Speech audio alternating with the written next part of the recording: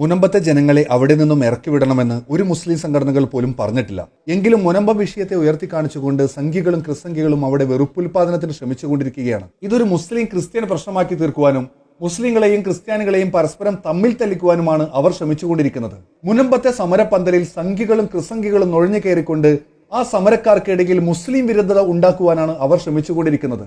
ആ സമരക്കാരെ നേരിൽ കാണുവാനും ആ സമരക്കാർക്ക് ഐക്യദാർഢ്യം പ്രഖ്യാപിക്കുവാനും മുസ്ലിം പണ്ഡിതന്മാർ ആ സമരപന്തലിൽ എത്തിയത് സംഘികൾക്കും ക്രിസ്സംഘികൾക്കും കിട്ടാവുന്ന ഒരു പ്രഹരമായിരുന്നു. മുദ്രാവാക്യം വിളിച്ചുകൊണ്ടായിരുന്നു ആ സമരക്കാർ മുസ്ലിം പണ്ഡിതന്മാരെ സ്വീകരിച്ചത്.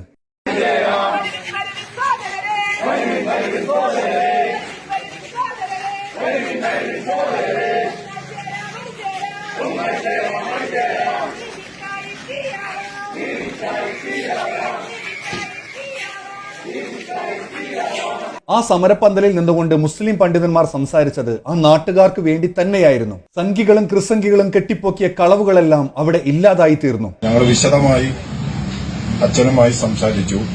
പ്രിയപ്പെട്ട അച്ഛനും സമരസമിതിയും ഞങ്ങളുടെ ഈ സമരവേദിയിലേക്ക് ഏതാനും ദിവസം മുമ്പ് ക്ഷണിച്ചു. ആ ക്ഷണം സ്വീകരിച്ച് നിങ്ങളെ കേൾക്കാൻ ഞങ്ങളിവിടെ വന്നു, കേട്ടു. കേരളത്തിലെ മുസ്ലിം സംഘടനകൾ എല്ലാവരും ഒറ്റക്കെട്ടായി ഒരു തീരുമാനമെടുത്തത് നിങ്ങളൊക്കെ പത്രദ്വാര അറിഞ്ഞതാണ്. ഈ വിഷയത്തിൽ ഇവിടത്തെ നിവാസികളെ ഒഴിപ്പിക്കരുത് എന്ന് പറയാൻ പോലും പറ്റില്ല. നിങ്ങളോടൊപ്പം അവരുടെ അവകാശം സംരക്ഷിക്കണം എന്നതാണ്. അപ്പോ ആ നിലപാട് മുസ്ലിം സംഘടനകൾ എടുത്തിട്ടുള്ളത് ഒന്നുകൂടി അറിയിക്കുക.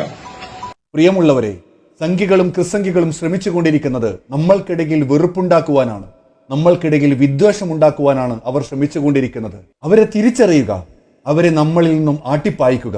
കാരണം നമ്മൾക്കിവിടെ ജീവിച്ചേ പറ്റൂ.